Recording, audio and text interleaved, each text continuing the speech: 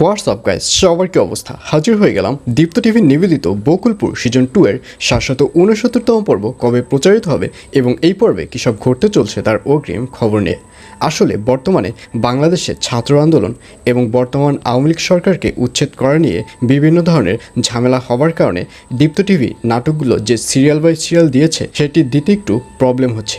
তবে অবস্থা স্বাভাবিক হওয়ার সাথে সাথেই দীপ্ত টিভি নাটকগুলো আবারও নতুন করে সিরিয়াল বাই সিরিয়াল দেওয়া শুরু করবে।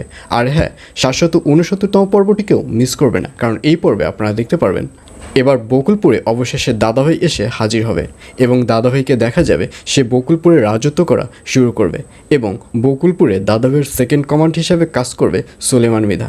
এবং দাদাভাই এবং সুলেমান মৃধা যখন এক হয়ে যাবে তখন অন্যদিকে আব্বাস বেগ, দিবা এবং অন্যান্য যারা রয়েছে তারা সবাই আবার এক হয়ে যাবে, অর্থাৎ দুটি দলে বিভক্ত হয়ে যাবে।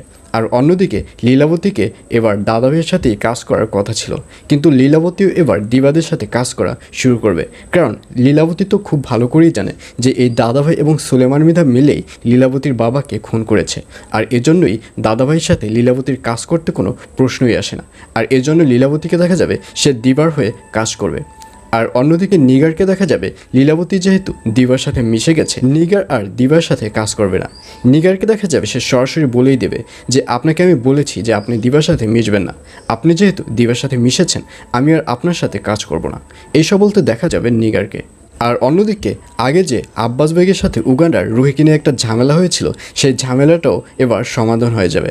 আব্বাস বেগ এবার সাদরেই রুহিকে মেনে নেবে এবং আব্বাস বেগ উগান্ডাকে বলবে আসলে আমি এর আগে যা কিছুই বলেছিলাম সব কিছুই দাদাভাইয়ের কথার উপর ডিপেন্ড করে বলেছি, আমি কোনো কিছুই আমার মন থেকে বলিনি।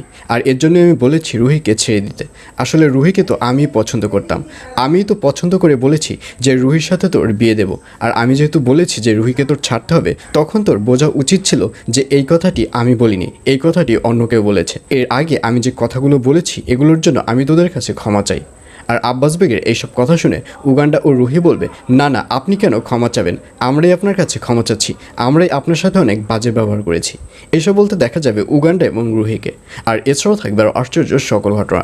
সুতরাং সবাইকে বকুলপুর সিজন 2 এর আগামী পর্ব দেখার আমন্ত্রণ রইল।